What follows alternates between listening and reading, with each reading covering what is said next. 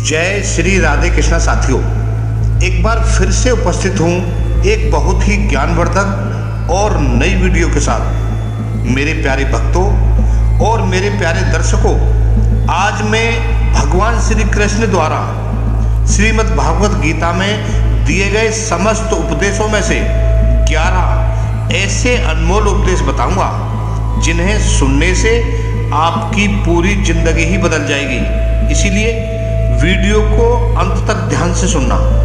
Video पसंद आए तो वीडियो को लाइक करके हमारे चैनल को सब्सक्राइब कर लेना, ताकि हमारी आने वाली ऐसी ही ज्ञानवर्धक वीडियो आपके पास सबसे पहले पहुंच सकें। जय श्री कृष्ण।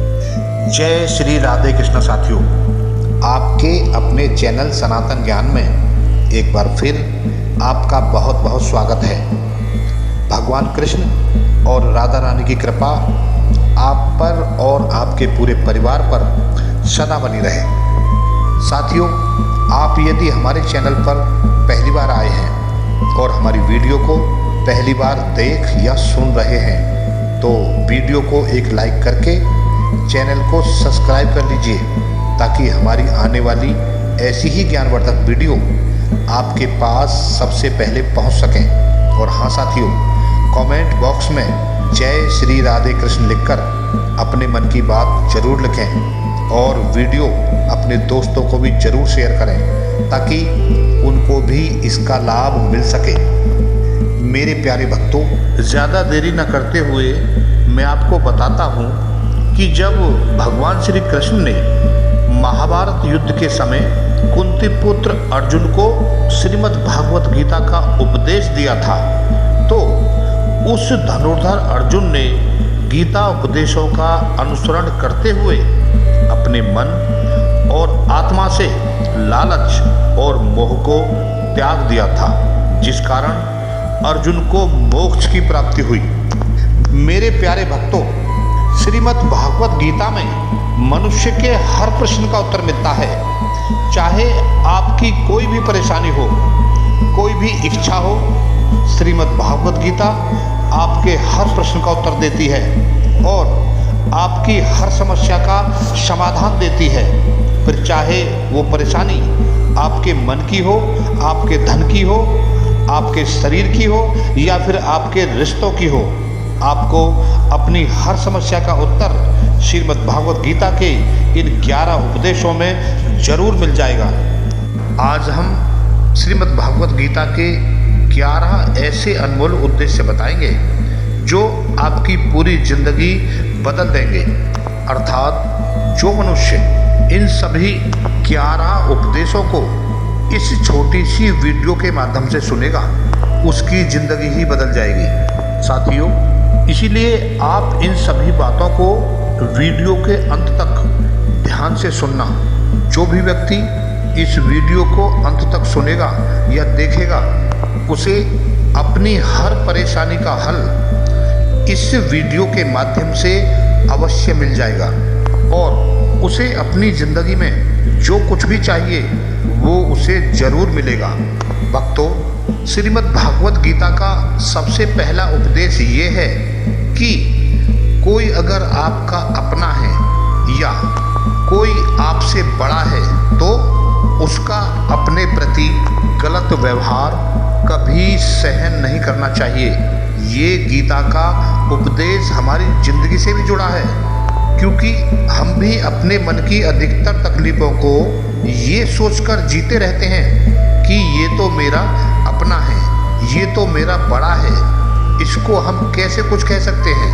हम अगर नहीं सहेंगे, कुछ कह देंगे, तो हमारे रिश्ते ही खराब हो जाएंगे, अर्थात हमारे रिश्ते ही समाप्त हो जाएंगे। पर साथियों, सोचने की बात तो ये है कि उस व्यक्ति को आप अपना कैसे मान सकते हो जो आपकी तकलीफ़ों की वजह हो। अपना तो वो होता है जो हमारी तकलीफ़ों को दूर कर देता है। तो साथियों, गीता का उपदेश ये है कि किसी को भी अपना फ़ायदा मत उठाने दो, किसी को भी खुद पर जुल्म मत करने दो, क्योंकि आप जितना सहेंगे, लोग आपको उतना सहने के लिए और मजबूर करेंगे। गीता का पहला अध्याय जिसका नाम अर्जुन विषाद योग और दूसरा अध्याय जिसका नाम सांख्य योग है, उसके आरंभ में अर्जुन ने श्री कृष्ण के आगे अपना दुख प्रकट किया कि हे केशव, मैं कौरवों से कैसे युद्ध कर सकता हूँ?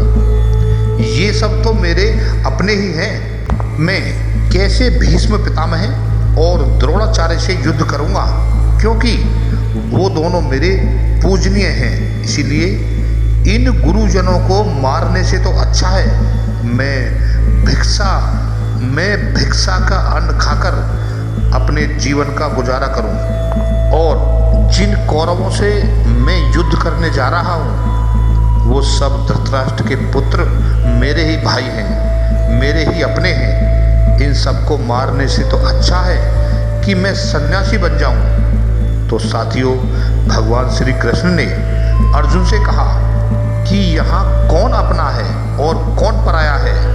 जो अधर्म करता है उसके साथ युद्ध करना तुझे मोक्ष और मुक्ति देगा। तू अपने इस मोह को त्याग दे, नहीं तो सारा जग तेरी निंदा ही करेगा, तुझे डरपोक कहेगा। बात अपनी पराई की नहीं है, बात तो धर्म और अधर्म की है, बात तो सही और गलत की है। अगर तू गलत को सहेगा, उसका अंत नहीं करेगा, तो गलत करने वाले को और बल मिलेगा और वो और भी ज़्यादा गलत करेगा। इसीलिए मन के मोह को त्याग करके तू युद्ध कर। मेरे प्यारे भक्तों, महाभारत की एक और कहानी भी है कि जब अर्जुन के पुत्र अभिमन्यु की युद्ध में मृत्यु हो जाती है तो अर्जुन बहुत दुखी होता है और रोने लगता है। वो श्री कृष्ण से कहने लगता है कि मेरा पुत्र अभिमन्यु मारा गया, मैं ये दुख बिल्कुल भी सहन नहीं कर सकता, मैं अपने आप को समाप्त कर लूँगा। फिर भगवान श्री कृष्ण अर्जुन की इस बात को सुनकर अर्जुन को आत्माओं के लोक में लेकर जाते हैं, जहाँ पर अभिमन्यु की आत्मा बड़े आनंद से बैठी हुई थी, क्योंकि उसने क्षत्रियोचित व्यवहार किया था, इसीलिए उसे उत्तम पद की प्राप्ति हुई। जब अभिमन्यु के पास अर्जुन रोते रोते पहुंचा तो अपने पुत्र को देखकर अर्जुन बहुत प्रसन्न हुआ। उसे गले से लगाकर कहने लगा कि हे पुत्र, तेरे बिना मैं तो जी ही नहीं सकता, मैंने तो अपने जीवन की आशा ही त्याग दी। तो अभिमन्यु कहने लगा कि आप कौन हैं? अर्जुन बोला, मैं तेरा पिता हूँ, तू मेरा पुत्र है। तो अभिमन्यु कहने लगा कि कौन पिता और कौन पुत्र? मेरे हजारों जन्म हो चुके हैं, किसी जन्म में आप मेरे पिता बनते हैं तो किसी जन्म में मैं आपका पिता बनता हूँ। आत्मा का ना कोई पिता होता है और ना कोई माता। जब अर्जुन ने देखा कि मेरा पुत्र मुझे पहचान भी नहीं रहा तो उसका सारा मोह खत्म हो गया। इसीलिए गीता के इस उपदेश को ठीक से समझ लो कि यहाँ कोई भी अपना और पराया नहीं है। जो बुरे वक्त में, तकलीफ में हमारा साथ दे, सिर्फ वो ही अपना है, बाकी सब पराए हैं। अर्थात गीता का दूसरा उपदेश यही है कि जो चला गया है उसे कभी उसका दुख मत करो और जो आने वाला है उसकी बिल्कुल भी चिंता मत करो। जब महाभारत का युद्ध चल रहा था तब अर्जुन ने श्री कृष्ण से कहा कि अगर ये युद्ध हुआ तो करोड़ों लोग मारे जाएंगे। जो सैनिक और योद्धा इस युद्ध में मारे जाएंगे उनकी स्त्रियों का क्या होगा, समाज कैसे आगे बढ़ेगा, और भी बहुत सारी बातें हैं जो अर्जुन ने बड़े विस्तार से कही। अर्जुन की बात सुनकर भगवान श्री कृष्ण ने कहा, असो नव सोच स्वयं प्रज्ञा वादास भास्ते कथासु अगर सोच नानु सोच पंडिता। अर्थात श्री कृष्ण बोल रहे हैं, हे अर्जुन, तू बड़ी बड़ी ज्ञानियों जैसी बातें करता है, लेकिन जो सच में ज्ञानी होता है तो जो लोग मर चुके हैं या जा चुके हैं या एक दिन जाने वाले हैं, उनकी चिंता नहीं करता, उनका दुख नहीं करता। इसलिए तेरे हाथ में कुछ भी नहीं है। तू चाहे कर कुछ भी कर ले, तू चाह कर भी कंट्रोल नहीं कर सकता। जीवन और मरण ये तो प्रकृति की नियति है। इसीलिए जो ज्ञानी होता है वो किसी के मरने पर भी रोता नहीं है। ज्ञानी पुरुष ना ही बीते हुए कल का शोक करते हैं और ना ही आने वाले कल की चिंता करते हैं। इसीलिए जो होने वाला है वो होकर ही रहेगा और जो नहीं होने वाला है वो कभी नहीं होगा, ऐसा निश्चय है। और ये जिसकी भी समझ में आ जाता है उसे कभी कोई चिंता नहीं सताती, उसे कभी कोई भी दुख नहीं सताता। हमारे सारे दुखों का कारण यही है, या तो जो वक्त गुजर चुका है उसे सोच सोच कर परेशान होते रहते हैं, या भविष्य की चिंता करके खुद को बीमार कर लेते हैं, नष्ट कर देते हैं। हे अर्जुन, गीता का ज्ञान हमें यही सिखाता है कि न तो हम बीता हुआ कल बदल सकते हैं और न ही आने वाले कल पर कंट्रोल कर सकते हैं। हमारे हाथ में सिर्फ वर्तमान है, आज का ही पल है, अभी का पल है। हमारा 98% तनाव और चिंताएं भूतकाल और भविष्यकाल के बारे में सोचते रहने से होती हैं। हम हमेशा उसी में ही जीते रहते हैं, मगर वर्तमान में कभी नहीं जीते, इस पल को कभी नहीं जीते। इसीलिए जब आप वर्तमान का पूरा आनंद लेना सीख जाओगे तो आपकी जिंदगी से तनाव कम हो जाएगा, चिंताएं खत्म हो जाएंगी। साथियों, वर्तमान में जीना एक बहुत ही बड़ी उपलब्धि है, क्योंकि हमारे हाथ में सिर्फ आज का ही पल है। हमें जो भी करना है आज ही करना है। अभी ये सोचकर समय नष्ट नहीं करना चाहिए कि अभी मेरे पास बहुत समय बचा है। मेरे प्यारे भक्तों, मैं बताता हूँ कि एक गुरुजी थे और उन गुरुजी ने अपने शिष्य को एक पारस का पत्थर दिया। उनका वो शिष्य बहुत ही आलसी था, हर काम को कल पर टाल देता था। तो गुरुजी ने कहा कि मैं तुझे ये पारस का पत्थर दे रहा हूँ। इस पारस पत्थर से जब तू लोहे को स्पर्श करेगा तो वो लोहा स्वर्ण बन जाएगा, अर्थात सोना हो जाएगा। और ये पारस पत्थर मैं तुझे पूरे 1 महीने के लिए दे रहा हूँ। जब 1 महीना समाप्त हो जाएगा तब मैं तुझसे ये पत्थर वापस ले लूँगा। तब तक ये पत्थर तू अपने पास ही रख। उसके बाद गुरुजी का वो शिष्य बाजार में लोहा खरीदने के लिए गया। जब बाजार में वो लोहा खरीदने पहुंचा तो उसे लोहे का रेट बहुत महंगा लगा। उसने सोचा कि कुछ दिन के बाद ले लूँगा, जब लोहे का रेट कम हो जाएगा। पर उसकी बुद्धि में ये बिल्कुल भी नहीं आया कि इस लोहे को मैं सोना बनाकर बहुत अधिक धन बना सकता हूँ। लेकिन उसके मन का आलस्य ही था, जिसकी वजह से उसने उस काम को कल पर टाल दिया। और ऐसे ही करते करते पूरा महीना समाप्त हो गया। फिर गुरुजी उस शिष्य के पास आ पहुँचे और कहा कि बताओ तुमने कितना सोना बनाया है। वो शिष्य कहने लगा, गुरुजी मैंने अभी तक तो सोना बनाना शुरू भी नहीं किया। गुरुजी कहने लगे, लेकिन वो मुझे मेरा पारस पत्थर वापस चाहिए। तो वो गुरुजी से बोला, मुझे थोड़ा और वक्त दीजिए, मैं थोड़ा सा सोना बनाना चाहता हूँ। इस पर गुरुजी ने कहा, ये पारस का पत्थर पूरे 1 महीने तुम्हारे पास था, पर तू कुछ नहीं कर पाया। लेकिन अब समय समाप्त हो चुका है।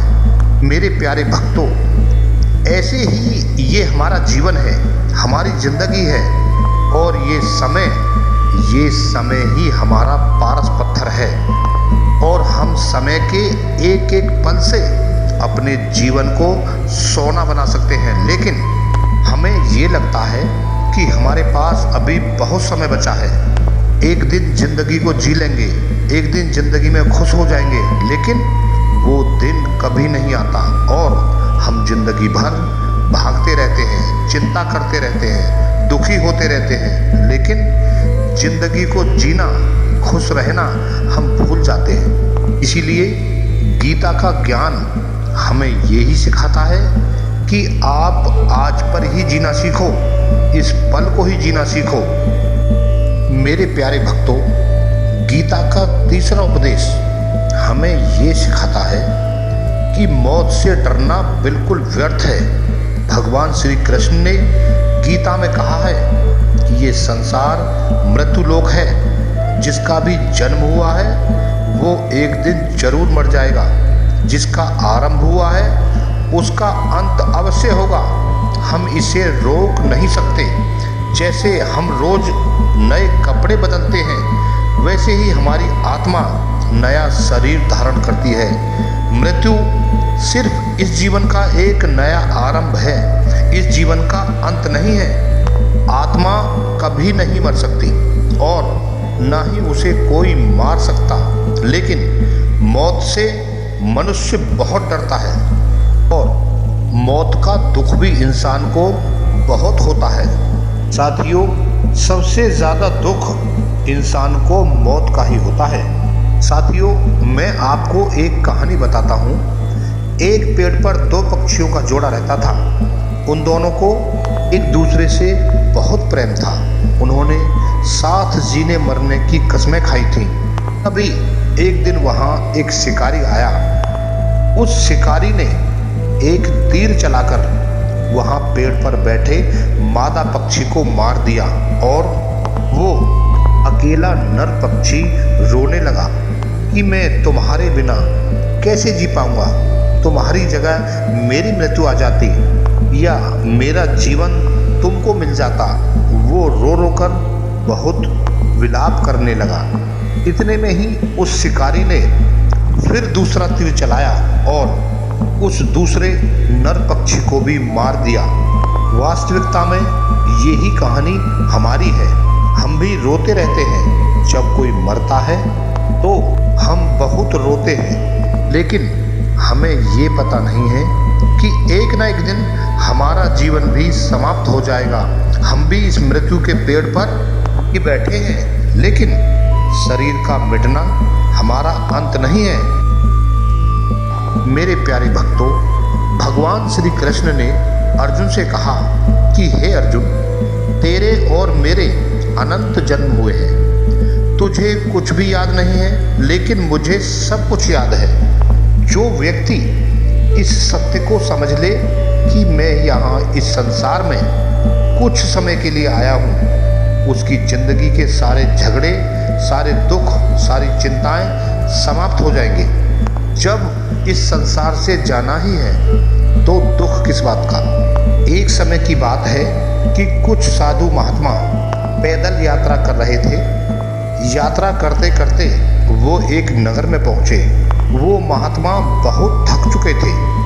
उस नगर में उन्होंने एक महल देखा। उन्होंने उस महल में जाकर विश्राम करने का सोचा और उस महल में जाकर सो गए। उस महल में जब वहाँ का राजा पहुँचा तो अपने पलंग पर उस महात्मा को सोता देखकर वो बहुत हैरान हुआ। उस राजा ने महात्मा से पूछा कि तुम मेरे महल में कैसे आ गए और मेरे बिस्तर पर क्यों सो रहे हो। तो महात्मा कहने लगा, ये तुम्हारा महल है, मुझे तो लगा कि ये धर्मशाला है। तो राजा कहने लगा कि आपको मेरा महल धर्मशाला कैसे लगा। तो महात्मा ने कहा और राजा से एक प्रश्न किया कि तुमसे पहले इस महल में कौन रहता था।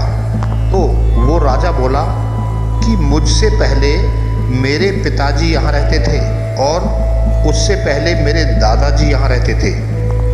फिर महात्मा ने प्रश्न किया कि क्या तुम इस महल में हमेशा रहोगे या तुम्हारे बाद कोई और रहेगा। तो राजा ने कहा कि मेरे बाद इस महल में मेरा पुत्र रहेगा। तो वो महात्मा राजा से कहने लगे कि जिस जगह पर रहने वाले बार बार बदल जाते हो उसे घर कैसे कह सकते हो। वो तो एक धर्मशाला ही है। इसीलिए तुम्हारे इस महल को धर्मशाला समझकर इसमें रात बिताने के लिए हम इसमें सो गए थे। धर्मशाला जान जग को जीव सब मेहमान है, मोह किससे मत करो सब स्वप्न का सामान है। यदि हम भी इस बात को समझ लें कि हम संसार में कुछ समय के लिए आए हैं, आनंद करने के लिए आए हैं, खुश रहने के लिए आए हैं, तो हमारे सारे दुख ही समाप्त हो जाएंगे। जब हम अपना मोह यहाँ जमा लेते हैं, अपना दावा करने लगते हैं कि ये मेरा है, मैं इसे छोड़ नहीं सकता, इसके बिना जी नहीं सकता, तो हमारा जीवन दुखों से भर जाता है। इसीलिए साथियों, जीवन में मृत्यु का भय त्याग करके जीवन का प्रतिपल आनंद लेना चाहिए। गीता का चौथा उपदेश ये है कि अपने विचारों को कंट्रोल किए बिना जीवन में कभी शांति और सुकून मिलने वाला नहीं है। मेरे प्यारे भक्तों, अर्जुन ने भगवान श्री कृष्ण से कहा कि मेरा मन सही और गलत सब कुछ जानता है, फिर भी मेरे विचार और मेरा मन मुझसे कंट्रोल नहीं होता। जो करना चाहता हूँ वो कर नहीं पाता, और जो नहीं करना चाहता हूँ वो मेरा मन मुझसे ज़बरदस्ती करवाता है। हे केशव, इसीलिए मैं बेचैन हो गया हूँ, मुझे शांति प्राप्त नहीं हो रही। तो भगवान श्री कृष्ण ने अर्जुन से कहा, इसके लिए तुझे अपने मन और विचारों से जुड़कर अपने मन और विचारों को सही दिशा में ले जाने की प्रैक्टिस करनी होगी, अभ्यास करना होगा। और ये एक दिन का काम नहीं है। जब तक तू अपने मन और विचारों की गुलामी का त्याग नहीं करेगा, तब तक तुझे जीवन में कभी शांति नहीं मिलेगी। साथियों, एक छोटी सी कहानी है कि एक राजा था और वो बहुत बेचैन और परेशान रहता था। एक दिन वो अपने गुरुजी के पास गया और उनसे कहने लगा कि मेरा मन बहुत बेचैन है, मैं बहुत परेशान हूँ, मैं पूरे संसार को जीत लिया हूँ, सब कुछ मेरे पास है, पर मैं खुश नहीं हूँ, मेरे मन में सुकून नहीं है, शांति नहीं है। तो उसके गुरुजी ने कहा कि तुम्हारे नगर में कोई ऐसा व्यक्ति है जिसने सुकून प्राप्त कर लिया हो, तो तुम एक बार उसका कुर्ता पहन लो, तो तुम्हारे जीवन में भी शांति आ जाएगी, सुकून आ जाएगा। तो राजा इस बात को सुनकर बहुत प्रसन्न हुआ और सोचने लगा कि ये तो बहुत आसान काम है। वो अपने महल में आया और राजसभा में सबसे कहने लगा कि आप लोगों में से जो भी शांत हो चुका हो, जिसको सुकून मिल चुका हो, वो अपना कुर्ता मुझे दे दो, उसके बदले में जितना भी धन मांगोगे मैं तुम्हें दे दूंगा। सब लोग एक दूसरे का मुंह देखने लगे।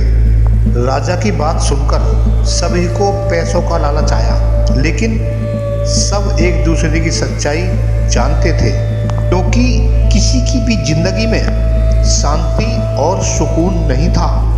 तभी अपना सर झुकाकर वहां पर खड़े हो गए। फिर उस राजा ने पूरे नगर में ढिढोरा पिटवा दिया कि जिसे भी शांति प्राप्त हो चुकी हो, जिसे सुकून प्राप्त हो चुका हो, वो मेरे पास आकर अपना कुर्ता मुझे दे दे, जिसके बदले वो जितना धन चाहेगा मैं उसे दे दूंगा। लेकिन एक भी ऐसा व्यक्ति नहीं मिला जिसे शांति प्राप्त हो चुकी हो। साथियों, वास्तविकता में जब कोई मरता है तब हम कहते हैं कि वो फला व्यक्ति आज शांत हो गया। कभी किसी जिंदा इंसान के लिए हम ये नहीं कह सकते कि वो शांत हो गया। राजा ने सैनिक पूरे शहर में इस खोज में भेज दिए कि एक ऐसा व्यक्ति ढूंढ कर लाओ जिसे शांति प्राप्त हो चुकी हो, जिसे सुकून प्राप्त हो चुका हो। राजा के सैनिक पूरे शहर में ढूंढते रहे। फिर उन्हें एक पेड़ के नीचे एक महात्मा तपस्या करता हुआ दिखा, जिसके चेहरे पर सुकून था, एक शांति थी।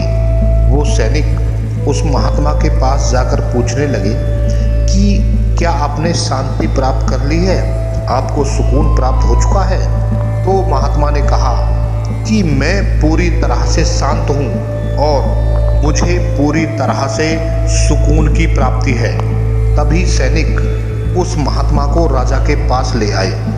तब राजा ने उस महात्मा से प्रश्न किया कि क्या आपको शांति और सुकून प्राप्त हो चुके हैं? तो वो महात्मा कहने लगा, महाराज, मैं पूरी तरह से शांत हूँ, मुझे कोई चिंता नहीं है, मुझे किसी भी चीज की कोई भी लालसा नहीं है, मेरी कोई इच्छा नहीं है। तो राजा भी बहुत प्रसन्न हो गया कि आखिर वो व्यक्ति मिल ही गया जिसे शांति की प्राप्त हो चुकी है, जिसे सुकून प्राप्त हो चुका है।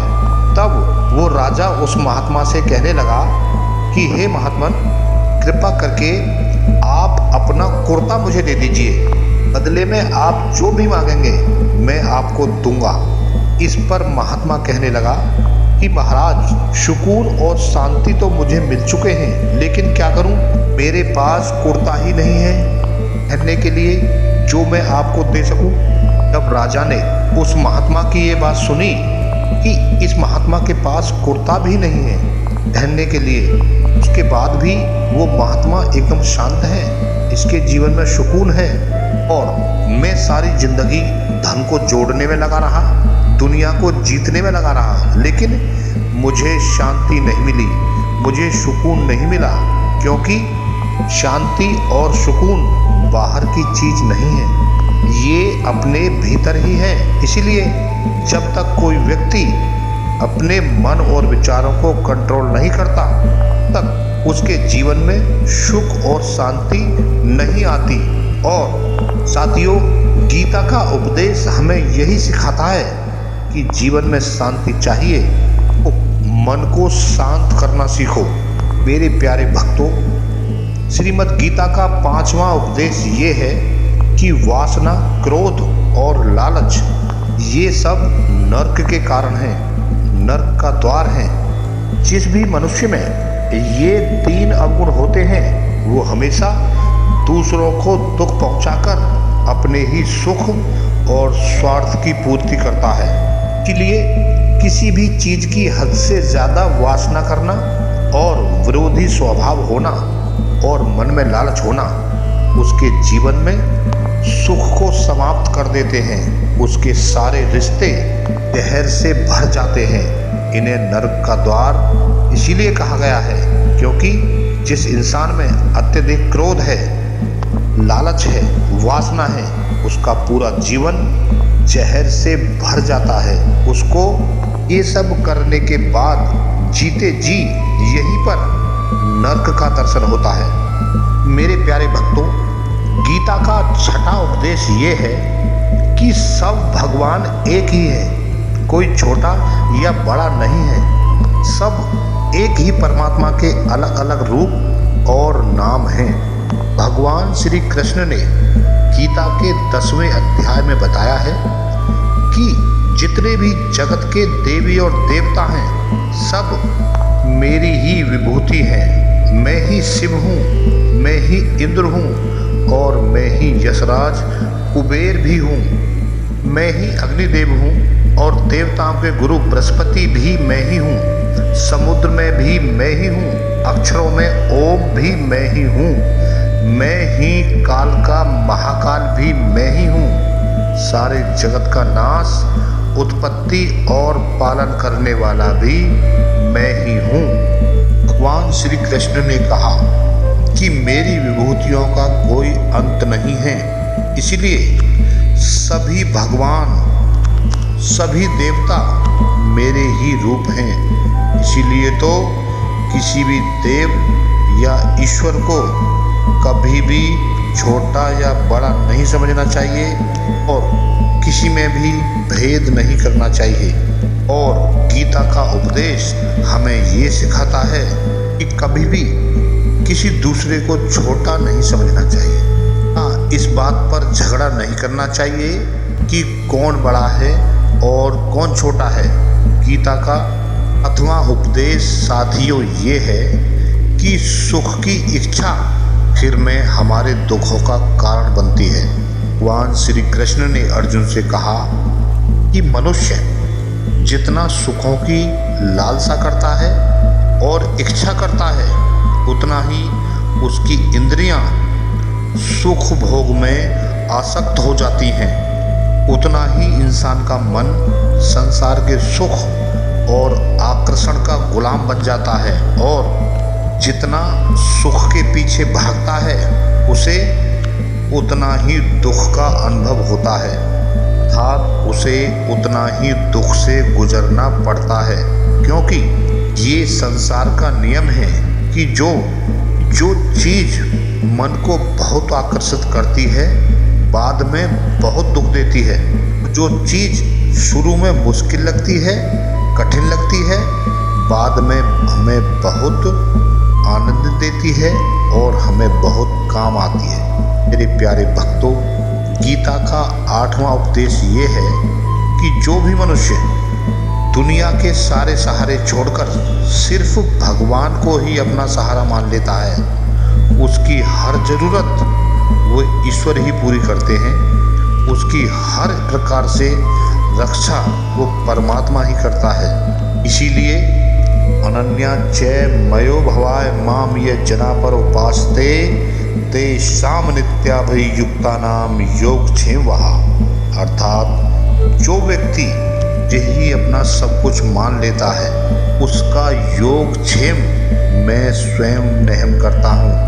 योगक्षेम वहा हम, जो चीज़ नहीं मिली है मैं उसे प्राप्त करना उसका नाम योग है, और जो चीज़ जीवन में मिली हुई है उसकी रक्षा करना उसके नाम से है। तो भगवान श्री कृष्ण कहते हैं, जो मुझ पर आश्रित हो जाते हैं उनको जो चाहिए मैं वो जरूर देता हूँ और उनके हर प्रकार से मैं रक्षा करता हूँ। मेरे प्यारे भक्तों, गीता का 9वां उपदेश ये है कि इस संसार में हमारा कुछ भी नहीं है।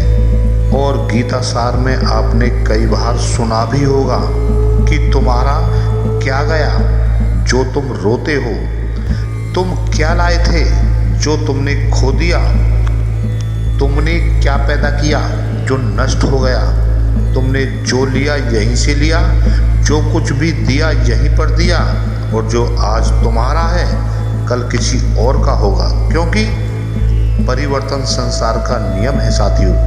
कल तक जिसके बिना आप जी नहीं सकते थे, आज उनसे कोई रिश्ता ही नहीं है, बातचीत तक नहीं होती। कहाँ गए वो जीवन भर के सारे रिश्ते नाते, कहाँ गए वो सारे मित्र जो साथ जीने मरने की बातें करते थे। आज पता भी नहीं है कि वो लोग कहाँ चले गए। ये संसार परिवर्तनशील है, सब लोग यहाँ बदल जाते हैं, हर रिश्ता बदल जाता है, और तो और ये हमारा शरीर भी एक दिन बदल जाता है। बचपन से जवानी तक, जवानी से बुढ़ापा, और एक दिन ये शरीर हमारा साथ छोड़ देता है। तो किसके लिए रोना और किसके लिए चिंता करना। हम सारी जिंदगी चीज़ों को, रिश्तों को, जिंदगी को बनाने में, सजाने में, संवारने में लगे रहते हैं, लेकिन एक दिन सब कुछ बिखर जाता है। सारी जिंदगी की संपत्ति, जिन रिश्तों के लिए हम लड़ते रहते हैं, एक दिन सब कुछ छोड़ करके हमें इस दुनिया से जाना पड़ता है। मेरे प्यारे भक्तों, गीता का 10वां उपदेश हमें ये सिखाता है कि किसी से भी हद से ज़्यादा मोह कभी नहीं करना चाहिए। भगवान श्री कृष्ण ने गीता का पूरा ज्ञान ही अर्जुन के मोह को नष्ट करने के लिए दिया है, और ये मोह ही है जो इंसान को सबसे ज़्यादा रुलाता है, और वो इतना बलवान है कि शेर जैसे इंसान को भी गीदड़ बना देता है।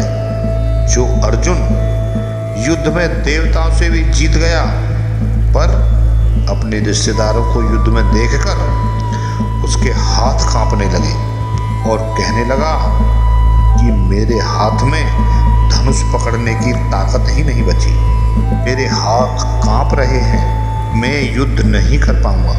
साथियों, ये मोह इतना पेनफुल होता है, इतना दर्द भरा होता है कि हम किसी को पाने के कारण कई बार आत्महत्या कर लेते हैं, अपनी ज़िंदगी ख़त्म कर लेते हैं कि उस व्यक्ति के बिना हम जीवन नहीं पाएंगे।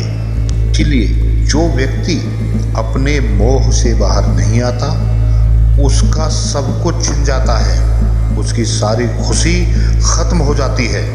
यो गीता का ज्ञान बार बार यही सिखाता है कि अपने के मोह को त्याग करके आप बलवान बनो, बुद्धिमान बनो, सत्य के दर्शन करो।